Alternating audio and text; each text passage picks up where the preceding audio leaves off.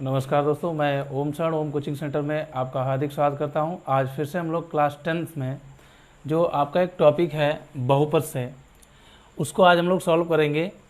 इसका सबसे पहले हम लोग बेसिक कंसेप्ट जानेंगे, उसके बाद में जो एक्सरसाइज 2.1 है उस पर हम लोग चर्चा करेंगे। 2.1 में कुछ नहीं है, बस 2 मिनट का काम है, लेकिन उससे पहले हमें कॉन्सेप्ट समझना है, क्योंकि अगर हमें कॉन्सेप्ट आता होगा तो सारी समस्याओं का हल हमारा कॉन्सेप्ट से ही निकलता है। तो जैसा कि हमारा जो टॉपिक है उसका नाम है बहुपद। उसका नाम क्या है? बहुपद। अध्याय जो 2 है, अध्याय 2 है जिसका नाम है बहुपद। बहुपद जिसे इंग्लिश में पॉलिनोमियल्स कहते हैं। ठीक, अगर हम इसे केवल इसकी नामकरण से बात करें, जैसा कि इसका नाम है बहुपद। बहु मीन्स अनेक, पद मीन्स जिसमें पद हो, चरण हो, यानी एक ऐसा व्यंजक या ऐसा बहुपद जिसमें पदों की संख्या 2 या 2 से अधिक होती है, बहुपद कहलाता है। लेकिन अगर डेफिनेशन के तौर पर हम बात करें तो बहुपद यानी यदि वास्तविक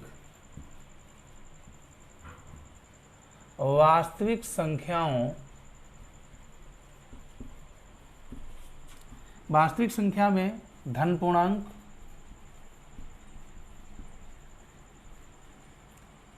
तथा, या कामा लगा दीजिए, ऋण पूर्णांक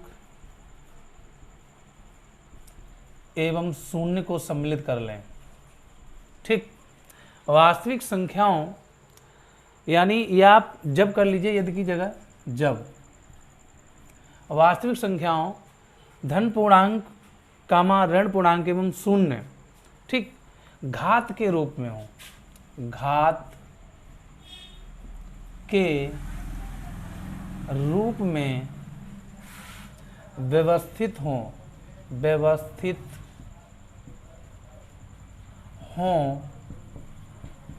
तो ऐसा बीजीय व्यंजक बहुपद कहलाता है। बहुपद कहलाता है।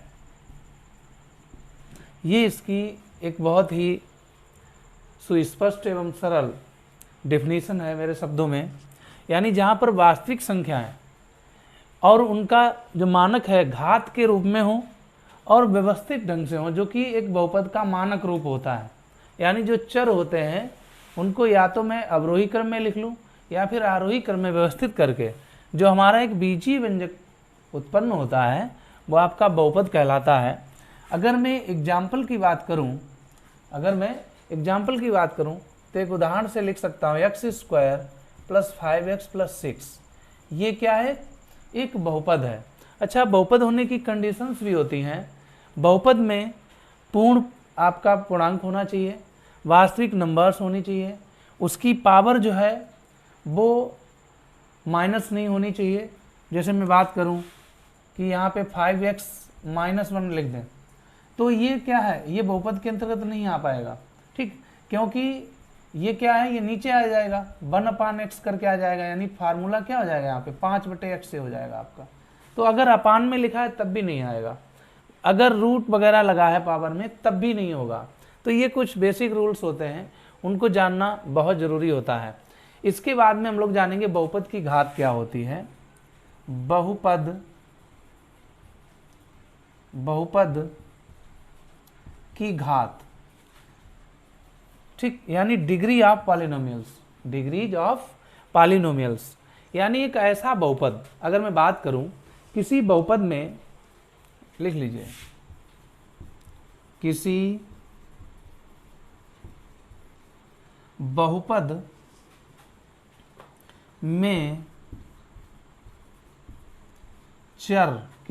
में चर की या चर के सबसे, किसी बहुपद में चर के सबसे बड़ी सबसे बड़ी घात वाले पद के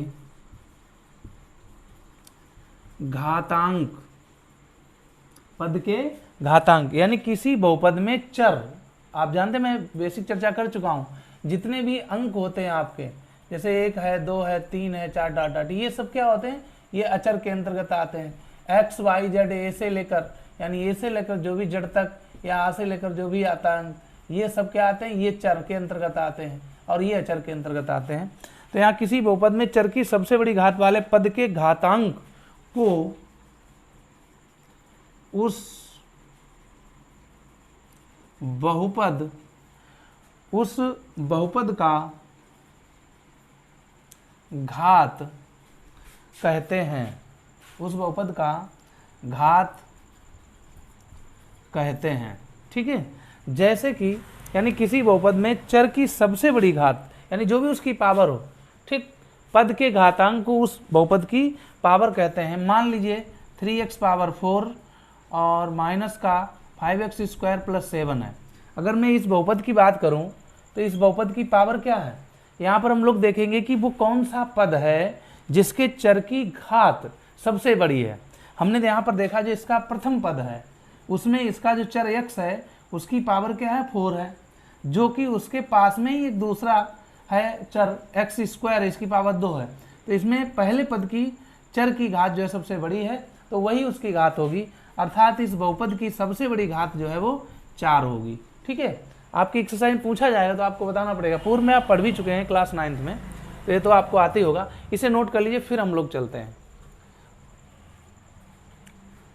नोट कर लीजिए। तो चलिए इसके आगे देखते हैं। अब देखिए इसके आगे अगर जरूरत पड़ता है तो बहुपद का मानक रूप जरूरत पड़ता है, यानी कोई भी बहुपद है उसका सही प्रारूप क्या होता है। तो हम लोग हेडिंग एक डाल लेंगे, बहुपद का मानक रूप। ठीक है, बहुत अच्छी बात है, 9th में हम लोग पढ़ चुके हैं बहुपद का मानक रूप, लेकिन हमने कहा इसका बेसिक कंसेप्ट आपको पता चल जाए तो बहुत ही अच्छी बात है। तो हम लोग लिखेंगे यानी सॉरी, बहुपद को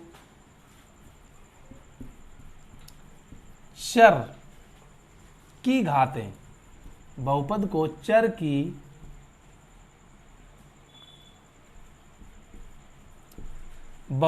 चर की घातों के आरोही, यानी छोटी से बड़ी की ओर, आरोही या अवरोही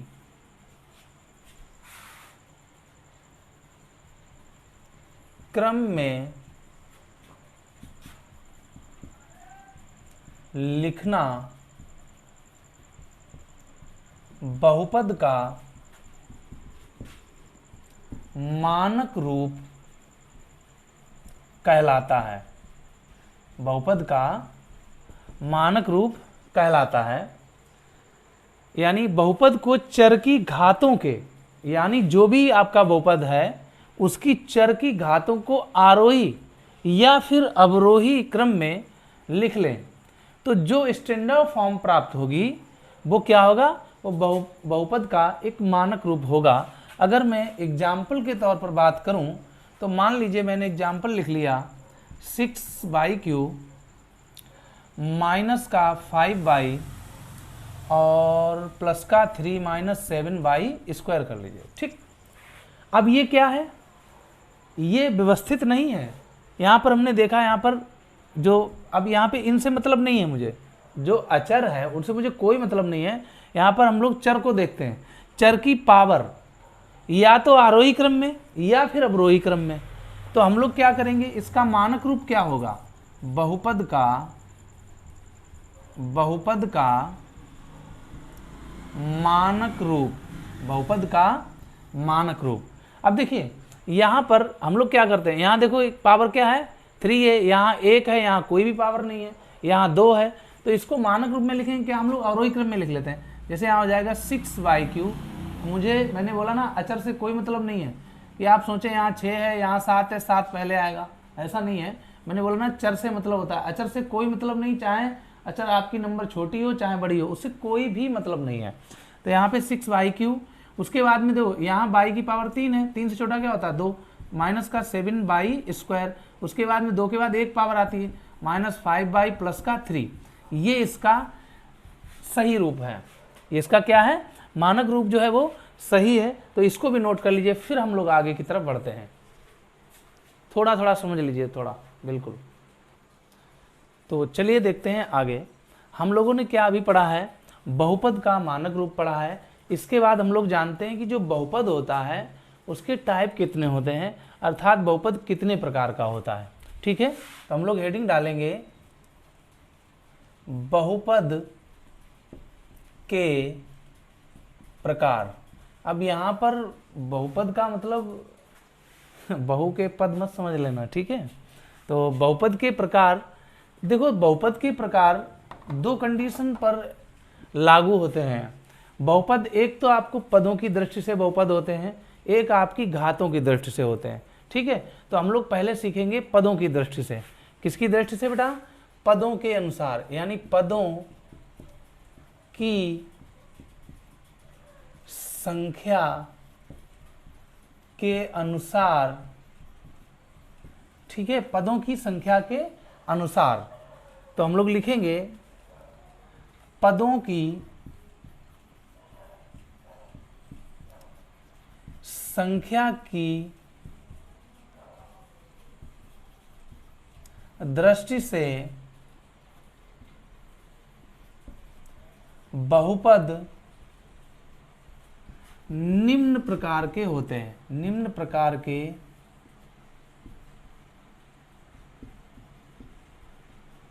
होते हैं। जैसे, यानी पदों की संख्या की दृष्टि से बहुपद निम्न प्रकार के होते हैं। यहां पर हम लोग क्या करेंगे, पद की कंडीशन से। जैसे पहला पॉइंट है एक पदीय, एक पदीय बहुपद, एक पदीय बहुपद, यानी ऐसा बहुपद, ऐसा बहुपद जिसमें पदों की संख्या एक हो,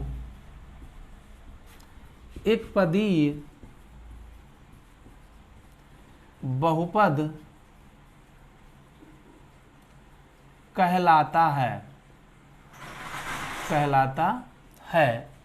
जैसे एग्जाम्पल की दृष्टि से अगर मैं बात करूं, 5x3, 2x या फिर 7, यहाँ पर जो पद हैं, यहाँ पर एक ही पद है, यहाँ भी एक ही पद है, यहाँ भी एक ही पद है।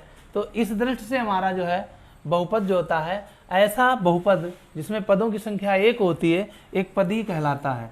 इसी प्रकार से हम लोग द्विपद पढ़ते हैं, द्विपद बहुपद, यानी ऐसा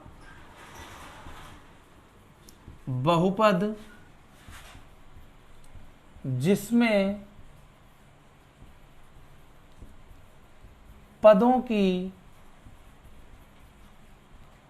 संख्या 2 होती है,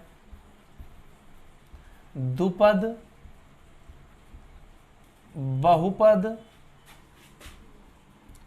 कहलाता है, कहलाता है। अगर मैं एग्जाम्पल की बात करूं, 5x - 3, 2x² - 4x, यहां पर देखिए ऐसा बहुपद है जिसमें पदों की संख्या क्या है, 2 है, 1 2 1 2। ठीक है, ये आपका द्विपद हो गया। ऐसे ही त्रिपद, ठीक है, तो त्रिपद की परिभाषा ऐसे ही है बिल्कुल, यानी ऐसा बहुपद जिसमें पदों की संख्या 3 होती है। क्या होती है, 3 होती है, आपका त्रिपद बहुपद कहलाता है। अगर मैं एग्जाम्पल की बात करूं तो इसमें मान लीजिए लिख दिया मैंने 2x² माइनस का 4x और माइनस के 2, ठीक है, माइनस के 2।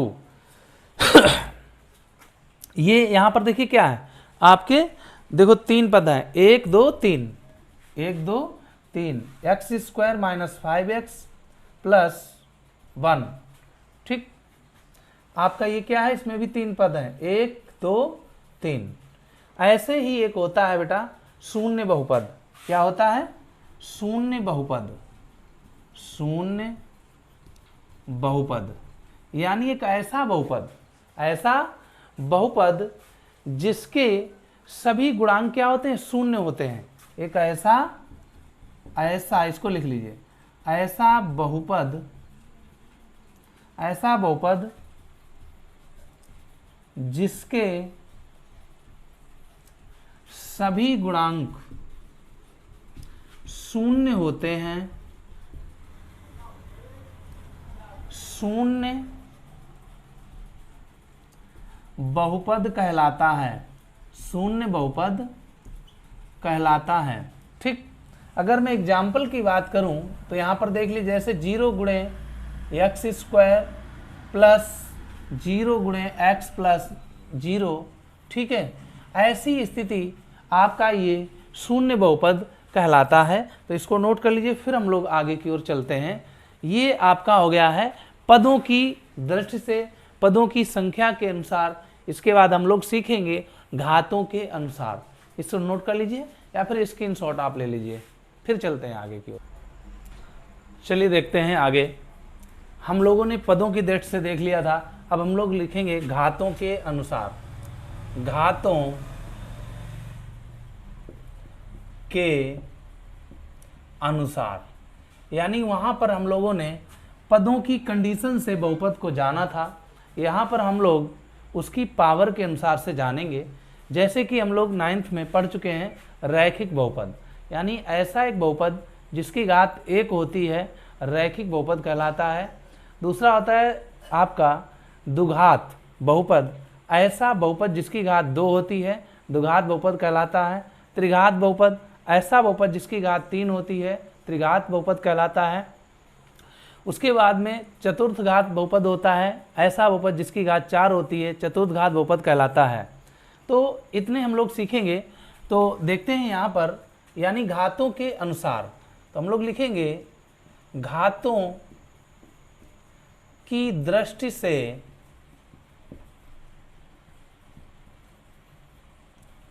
बहुपद निम्न प्रकार के, घातों की दृष्टि से बहुपद निम्न प्रकार के होते हैं, निम्न प्रकार के होते हैं। पॉइंट नंबर 1, रैखिक बहुपद। रैखिक बहुपद यानी ऐसा बहुपद, ऐसा बहुपद जिसकी घात 1 हो, रैखिक बहुपद कहलाता है। रैखिक बहुपद कहलाता है। ठीक है, अगर एग्जाम्पल की बात करें तो मान लिया 5x प्लस 2, 5x प्लस 2 या 2x माइनस 1। ठीक है, यानी ऐसा बहुपद जिसकी घात, यानी जिसके चर की घात जो होती है वो 1 हो, आपका रैखिक बहुपद यानी लीनियर इक्वेशन, लीनियर पॉलीनोमियल्स होता है।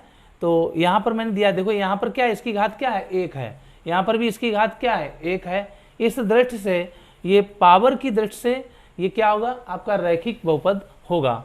ऐसे ही दूसरा होता है आपका द्विघात, द्विघात बहुपद। द्विघात बहुपद यानी ऐसा बहुपद, ऐसा बहुपद, मैं डायरेक्ट सीधे लिखता हूं, जिसकी घात, जिसकी सबसे बड़ी घात, सबसे बड़ी घात 2 हो, द्विघात बहुपद कहलाता है। कहलाता है। जैसे कि मैं एग्जाम्पल की बात करूं, x square plus 2x plus 1, यहाँ पर जो बहुपद है इस बहुपद की सबसे बड़ी घात 2 है, इसलिए ये आपका द्विघात हो गया। ऐसे ही हम लोग अगर मैं इसके मानक रूप की यानी व्यापक रूप की बात करें, इसका व्यापक रूप क्या होगा द्विघात का, तो बेटा हो जाएगा ax square bx plus c, जहाँ a is not equal then 0। यानी इस स्थिति में मुझे याद आ गया, यानी जो आपका द्विघात बहुपद होगा उसका जो व्यापक रूप होता है वो ax square plus bx plus c होता है, जहाँ a शून्य नहीं होना चाहिए। अच्छा, यहाँ पर जो a b व c हैं वो क्या है बेटा, वो अचर हैं। वो क्या हैं, अचर हैं। ठीक है, ऐसे ही हम लोग पढ़ेंगे त्रिघात बहुपद। तो इसको समझ लीजिए, मैं ऐसे ही बता रहा हूं, ऐसा बहुपद जिसकी सबसे बड़ी घात 3 हो। ऐसा बहुपद जिसकी सबसे बड़ी घात क्या हो, 3 हो। इसको आप ऐसे लिख लीजिए, लिखेंगे तो वक्त लगेगा और बिल्कुल इजी है। यानी ऐसा बहुपद जिसकी सबसे बड़ी घात क्या हो, यहाँ द्विपद था तो 2 थी, यहाँ आपका त्रिघात है तो आपकी क्या घात होनी चाहिए, ऐसा बहुपद जिसकी सबसे बड़ी घात 3 है आपका त्रिघात बहुपद कहलाता है। जैसे अगर मैं एग्जाम्पल की बात करूं तो 3x square plus bx square plus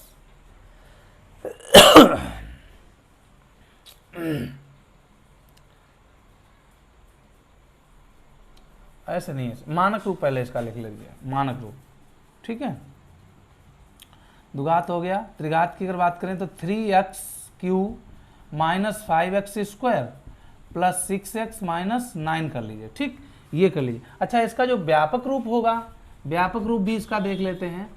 व्यापक रूप बेटा होगा ax³ plus bx square plus cx plus d, ax³ plus bx square plus cx plus d, जहां अब यहाँ पर भी क्या है, a is not equal then 0।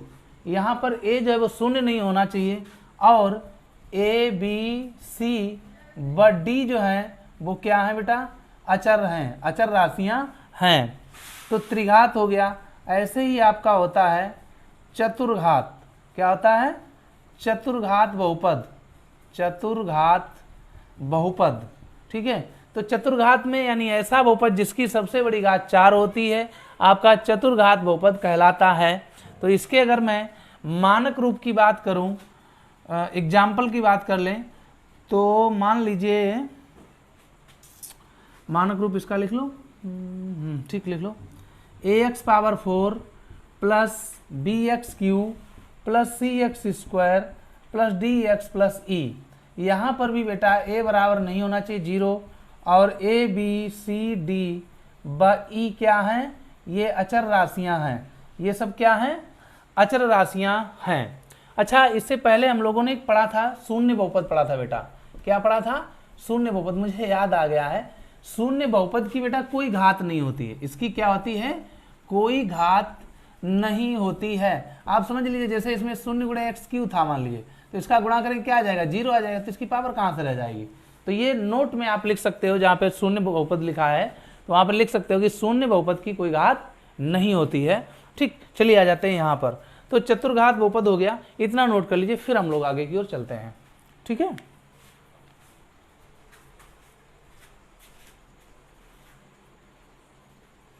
तो चलिए देखते हैं अगला।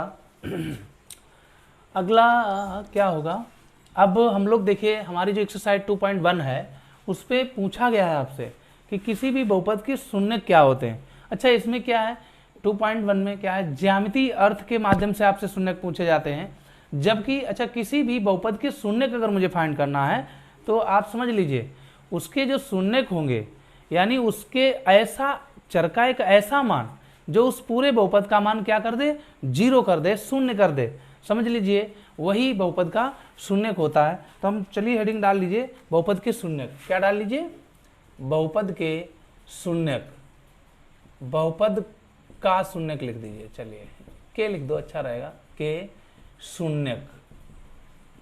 ठीक, अच्छा, बहुपद के शून्यक में हम लोग क्या करेंगे, चर का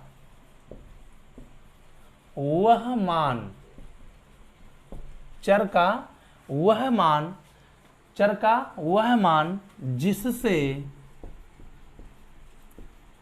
जिससे बहुपद का मान शून्य हो जाए। चर का वह मान यानी जो भी चर है आपका x a b जो भी है, चर का वह मान जिससे बहुपद का मान क्या हो जाए, शून्य हो जाए, बहुपद का मान शून्य हो जाए, बहुपद के शून्य कहलाते हैं, बहुपद के शून्य होते हैं, बहुपद के शून्य होते हैं। ठीक है, जैसे अगर मैं एग्जाम्पल की बात करूं तो मान लीजिए मैंने ले लिया x-2, ये क्या है, x-2 क्या है, एक बहुपद है और इसका मुझे शून्य ज्ञात करना है। अच्छा, शून्य ज्ञात करने के लिए हमारे पूरे बहुपद का मान क्या होता है, शून्य होता है। किसी भी बहुपद का अगर मुझे शून्य निकालना है तो उस पूरे बहुपद का मान हमें किसके बराबर करना पड़ता है, शून्य के बराबर करना पड़ता है, तभी तो वो निकलेगा। अच्छा, हम इसमें शून्य निकालेंगे तो हो जाएगा x-2 बराबर के हम लोग क्या कर लेंगे, इसको 0 कर लेंगे। फाइनली क्या हो जाए, x बराबर 2 आ जाएगा, x बराबर क्या आ जाएगा 0। हमने क्या कहा, चर का वह मान, चर क्या x है और इसका मान क्या आ गया, वह मान x बराबर 2 आया, जिससे बहुपद का मान शून्य हो जाए, यानी इसका मान क्या हो जाए, शून्य हो जाए। देखिए जांच कर लीजिए, x-2 है, इसका 0 हो जाए, यानी x बराबर क्या है 2, तो यहाँ 2 रख लीजिए, 2 - 2 क्या आ गया, 0 आ गया कि नहीं आ गया। तो यही इसका जो शून्यक है, अर्थात इस बहुपद का जो शून्यक है वो क्या है, 2 है, क्योंकि इसी ने इस पूरे बहुपद का मान क्या कर दिया, शून्य कर दिया। तो इसको भी नोट कर लिए। फिर हम लोग चलते हैं आगे, जो ज्यामितीय अर्थ में शून्यक होते हैं उनको जानने के लिए। चलिए देखते हैं, तो उसकी हेडिंग क्या डाल दीजिएगा, चलिए डालते हैं, द्विघात बहुपद,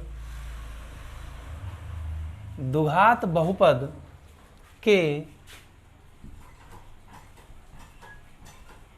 शून्यक, द्विघात बहुपद के शून्यक का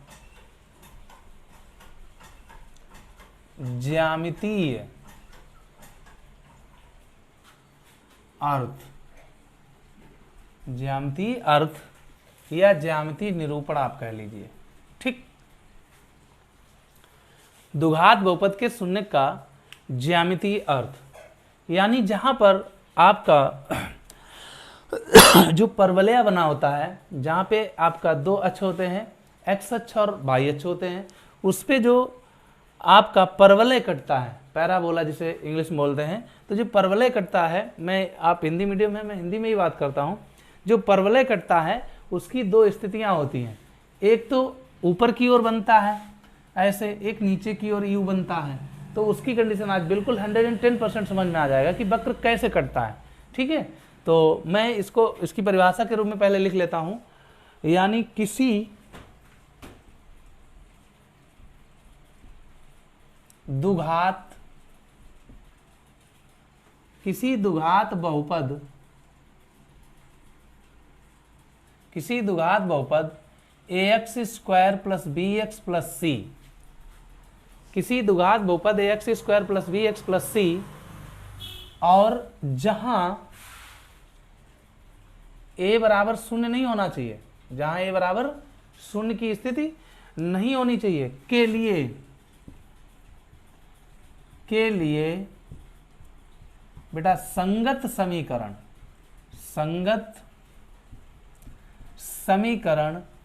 y बराबर ax² + bx + c। ठीक है, किसी द्विघात बहुपद ax² + bx + c के लिए संगत समीकरण ये हो गया आपका। ठीक, अब इसके उपरांत में क्या होगा कि ग्राफ का जो निरूपण होता है, कि ग्राफ का आकार,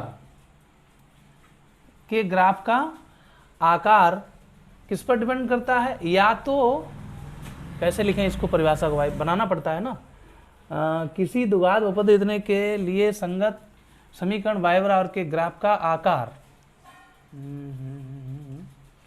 या तो ऊपर की ओर खुला होता है का ग्राफ का आकार, या तो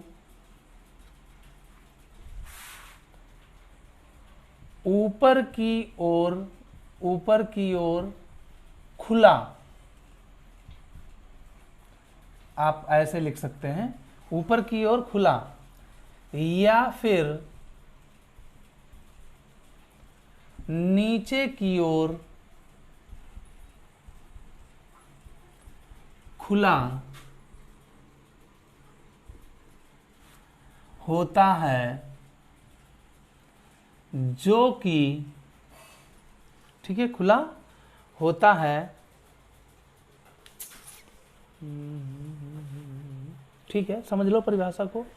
किसी द्विघात बहुपद इतने के संगत इतने ग्राफ के आकार का या तो ऊपर की ओर खुला या फिर नीचे की ओर खुला होता है, जो कि किस पर निर्भर करता है, जो कि a बड़ा है शून्य से, a the greater than of 0 व a is less than of शून्य, जो कि पर निर्भर करता है, ठीक। अब देखिए ये कैसे, मैंने बोला है ना, ये और ये स्थिति दे दी है जब आपका a बड़ा हो, जब आपका a बड़ा हो किससे, शून्य से, तो ये ऊपर की ओर बनेगा, और जब ये छोटा हो तो ये नीचे की ओर बनेगा। तो हम लोग नोट में लिख देते हैं, नोट की कंडीशन में जब a बड़ा हो 0 से तो वक्र ऊपर की ओर बनेगा, ये विशेष बात है। उसके बाद में जब a is the less than of 0 से, जब हो लिखो, तो वक्र नीचे की ओर बनेगा या कटेगा, ठीक। अच्छा, बात करता हूं, अब इसकी स्थितियां भी होती हैं। मैंने ये आपको बता दिया कि जो ग्राफ होता है, परवलय बनता है, वो कब ऊपर की ओर बनता है और कब नीचे की ओर बनता है, इस पर मैंने आपको खुलकर चर्चा की है। जहां पर a बड़ा है अगर 0 से, तो आपका जो वक्र बनता है वो ऊपर की ओर यू आकार का बनता है, और जब a जो है वो शून्य से छोटा होता है तो ऐसी स्थिति में वक्र जो होता है वो नीचे की ओर बनता है। अब इसकी जो स्थिति होती है, इसे पहले आप नोट कर लीजिएगा, फिर मैं बात करता हूं इसके आगे का कि जो शून्य होते हैं वो कैसे निकाले जाते हैं। तो चलिए देखते हैं। अब मैंने आपको बताया था कि इसकी जो 3 स्थितियां होती हैं वो क्या होती हैं, तो हम लोग हेडिंग डालेंगे प्रेक्षण, ऐसे नहीं, ऐसे लिख दो, ग्राफ के प्रेक्षण, ग्राफ के प्रेक्षण, ग्राफ के प्रेक्षण की स्थितियां, ठीक, जिससे शून्यकों का पता चलेगा। आप लिख सकते हैं शून्यकों की स्थिति। इससे हमें क्या पता लगेगा बेटा, शून्यांकों की स्थिति पता लगेगी कि अगर वक्र हमारा ग्राफ जो है इस तरीके का है तो शून्यांकों की संख्या क्या होगी, अगर इस तरीके का है तो शून्यांकों की संख्या क्या होगी। तो इसकी 3 स्थितियां हैं। तो हम लोग फर्स्ट स्थिति लिखते हैं, यदि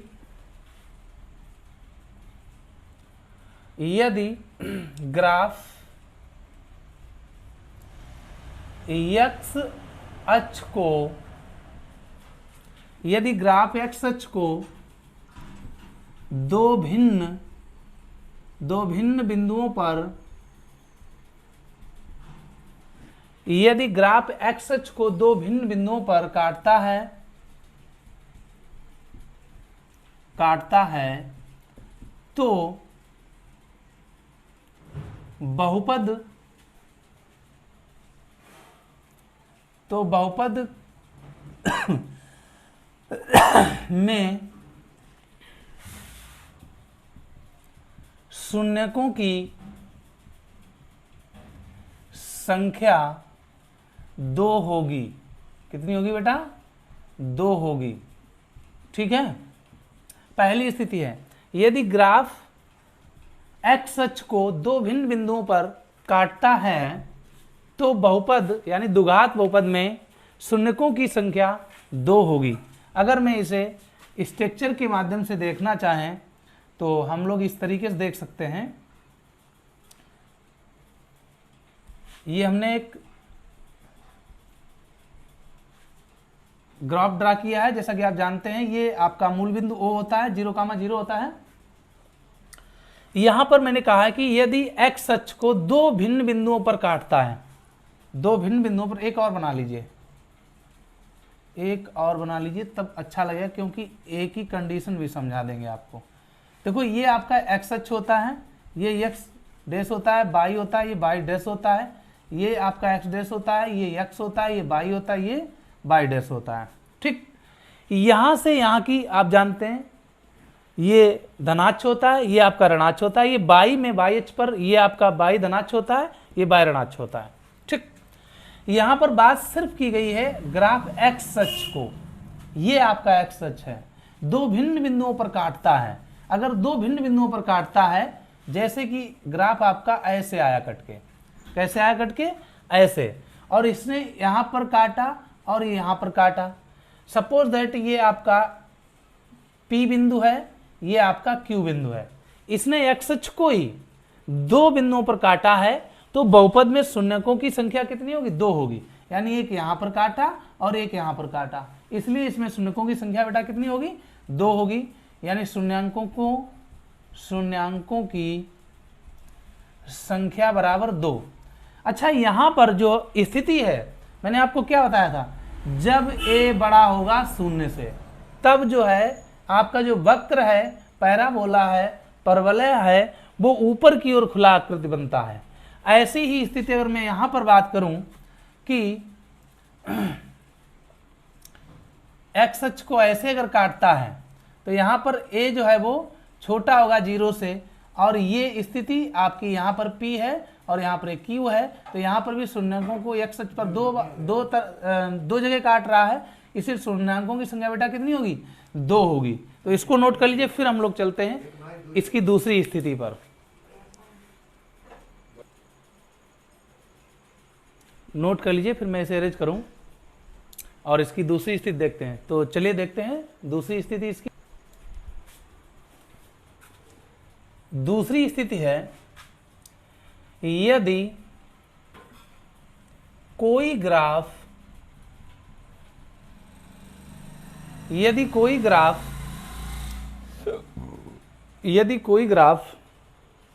2 संपाती बिंदुओं पर काटता है, यदि कोई ग्राफ 2 संपाती बिंदुओं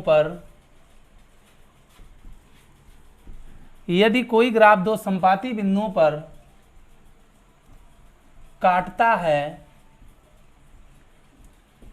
तो द्विघात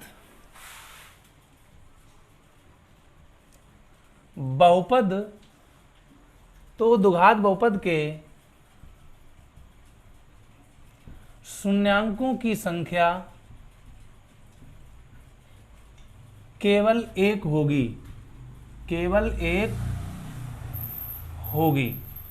ठीक है, यदि कोई ग्राफ 2 संपाती बिंदुओं पर काटता है तो ऐसे द्विघात बहुपद के में शून्यांकों की जो संख्या होती है वो सिर्फ 1 होती है। अगर इसे मैं ग्राफ के माध्यम से समझूं तो आप समझ लीजिए, मैं एक चतुर्थांश बनाता हूं जिसमें 4 स्थितियां होती हैं, आप जानते हैं। ये x अक्ष है, ये x डैश है, ये y है, ये y डैश है, ये आपका मूल बिंदु होता है। यहां पर मैंने बताया कि यदि कोई ग्राफ 2 संपाती का मतलब एक दूसरे के ऊपर चलती हो। संपाती का मतलब क्या होता है, जैसे मैंने एक लाइन ये खींची और इसी के ऊपर एक दूसरी लाइन, वही आपकी संपाती का मतलब होता है। तो एक और इसमें बनाते हैं, क्योंकि एक ही स्थिति के अनुसार हम आपको समझा रहे हैं, एक्स डैश बाई और बाई डैश। ठीक। अच्छा, हमने मान लिया इसमें क्या कहा है, कोई जो है ग्राफ दो संपाती बिंदुओं पर काटता है, दो संपाती। तो एक बना लीजिए ऐसे, यानी थोड़ा इसी लाइन पे चलकर, थोड़ा इसी लाइन पे चलकर फिर आपका जाता है ये ऊपर की ओर। ठीक है, तो ये यहां पर भी यहां से इसके ऊपर चला है, और दूसरा आप समझ लीजिए ये ऐसे। तो यहां पर जो शून्यांकों की संख्या होगी, अब ये इसके क्या है, संपाती है, दो संपाती बिंदुओं, एक ये संपाती बिंदु है, एक ये संपाती, यहीं से तो ऐसे करके घूम के गया है, यानी और ये काउंट में क्या आएगा, सिर्फ एक ही काउंट किया जाएगा, तो ये P मान लिया, और ये इसके ऐसे आता है। ठीक है, तो ये हमने मान लिया ये क्या है, Q है, ये काउंट केवल एक ही किया जाएगा। अच्छा, यहां पर ऊपर की ओर है तो इसका मतलब A जो है वो बड़ा है शून्य से, यहां नीचे की ओर है इसका मतलब A जो है वो छोटा है आपका शून्य से। तो ऐसी स्थिति आपको मैंने यहाँ पे ड्रा की है। अगर मैं शून्यांकों की बात करूं तो मैं दोनों का कॉमन में लिखता हूं, शून्यांकों की संख्या बराबर 1। शून्यांकों की संख्या क्या होगी, 1 होगी। तो इसको नोट कीजिए। फिर स्थिति थर्ड रह गई, उसके बाद हम लोग एक्सरसाइज पे चलते हैं। तो चलिए देखते हैं इसकी थर्ड स्थिति। यदि ग्राफ x अक्ष, यदि ग्राफ x अक्ष के, यदि ग्राफ x अक्ष के पूर्ण रूप से, x अक्ष के पूर्ण रूप से ऊपर या नीचे से काटता है, यदि ग्राफ x अक्ष के पूर्ण रूप से ऊपर या नीचे से काटता है तो द्विघात बहुपद में, ऐसे नहीं काटता है, इसको और दूसरे रूप में लिख लीजिए, काटता है यदि ग्राफ x अक्ष को पूर्ण रूप से ऊपर या नीचे से काटता है, अर्थात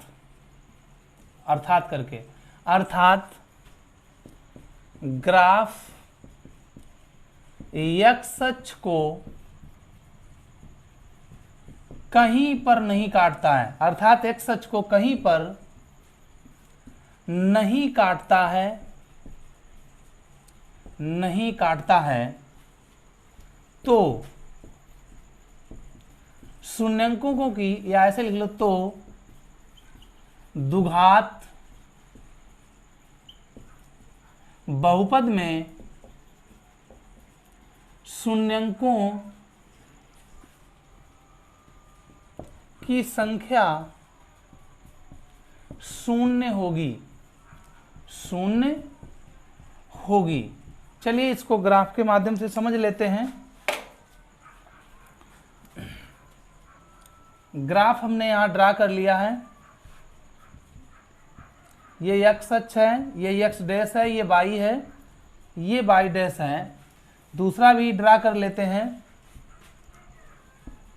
ये x डैश है, ये x है, ये y डैश है, और ये आपका y है।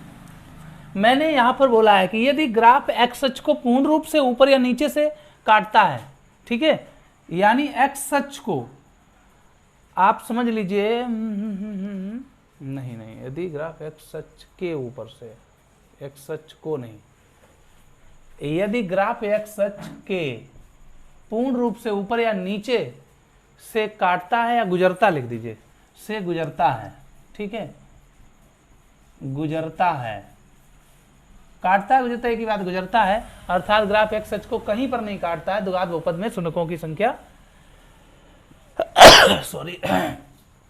शून्य होगी। चलिए, तो एक तो स्थिति आप ऐसे बना लीजिए, इसको काटना नहीं चाहिए, सीधी सी बात है, इसको एक्स अक्ष को कहीं पर नहीं काटना चाहिए। तो हमने क्या किया, ऐसे बना लिया। क्या किया, अब यहां पर देखो कहीं एक्स अक्ष को काट रहा है और यहां पर ऊपर की ओर बन रहा है, तो यहाँ ए क्या है, ए जो है वो बड़ा है 0 से, और यहाँ शून्यकों की संख्या क्या है, शून्यकों की संख्या बराबर 0 है। ठीक, अच्छा यही स्थिति अगर इसको नीचे की ओर है, ऐसे करके हो, यहाँ देखो एक्स अक्ष को नहीं काट रहा है, और यहाँ क्या होगा, ए जो है वो छोटा होगा 0 से, और यहाँ पर भी शून्यकों की संख्या क्या होगी, शून्यकों की संख्या बराबर 0 होगी। ठीक, तो इसको नोट कर लीजिए। फिर हम लोग चलते हैं एक्सरसाइज की ओर।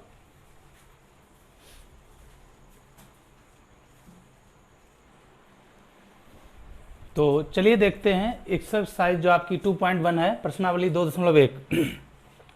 यहाँ पर मैंने क्वेश्चन को पूरा नोट कर लिया है क्योंकि वैसे बहुत समय लगता। जैसा कि प्रश्न आपका दिया गया, किसी बहुपद px के लिए y बराबर px का ग्राफ नीचे आकृति में दिया गया है। जो आकृतियाँ दी गई हैं आपको 6 हैं। प्रत्येक स्थिति में px के शून्यकों की संख्या ज्ञात कीजिए।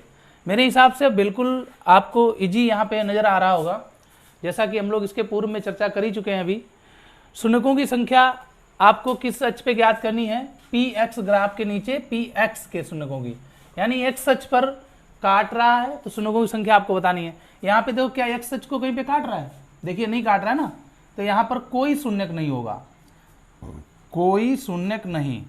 आंसर के रूप में लिख लीजिए, मैं बॉक्स में लिखता हूँ, आप समझ लीजिए क्योंकि जगह कम है यहाँ पर। आंसर में कोई शून्यक नहीं, कोई शून्यक नहीं। ठीक, उसके बाद में अगर मैं इसकी बात करूं,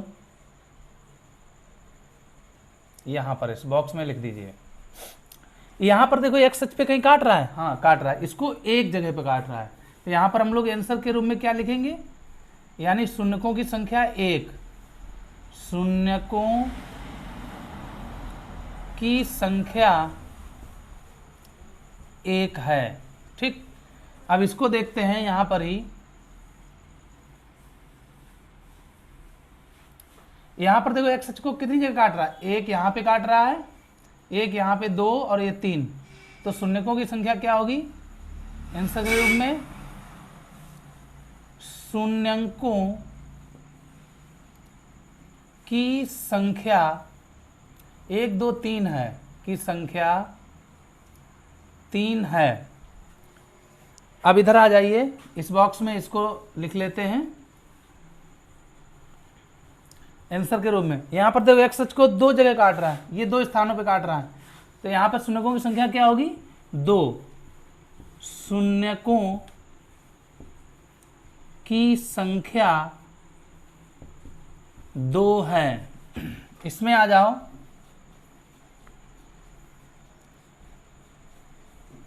आंसर में देखो यहां पर एक्स को कितनी जगह काट रहा है, 1 2 3 4, तो यहां पर लिखेंगे शून्यकों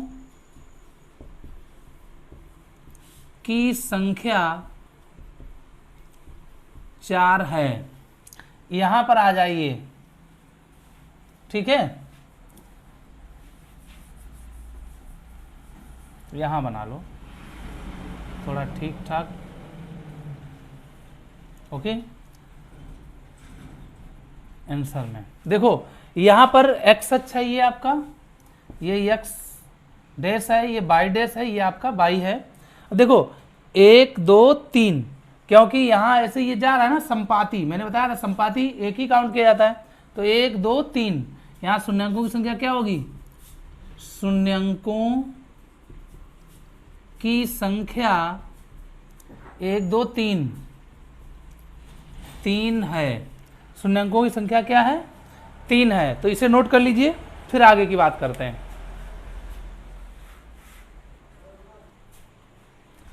तो उम्मीद है आपने नोट कर लिया होगा। तो आज के लिए हम लोग इतना ही रखते हैं, फिर मिलते हैं, अगली प्रश्नावली 2.2 से मुलाकात करेंगे। आज के लिए बस इतना ही रहेगा। उम्मीद है आपको ये सेशन बहुत ही अच्छा लगा होगा। बहुत ही विधिवत मैंने इसके बेसिक कॉन्सेप्ट को लिया है, उसके बाद मैं आपको जो एक्सरसाइज समझाई है तो मेरे हिसाब से कुछ अलग ही इसका मज़ा आया होगा। तो इसी बात पे तो लाइक तो बनता ही है, और चैनल को सब्सक्राइब जो कम है उसको सब्सक्राइबर्स को बढ़ाइए, ठीक है। तो अगली एक्सरसाइज जो 2.2 होगी उसमें भी हम थोड़ा बेसिक चर्चा करेंगे, फिर उसको सॉल्व करेंगे। तब तक के लिए धन्यवाद, best of luck, good night.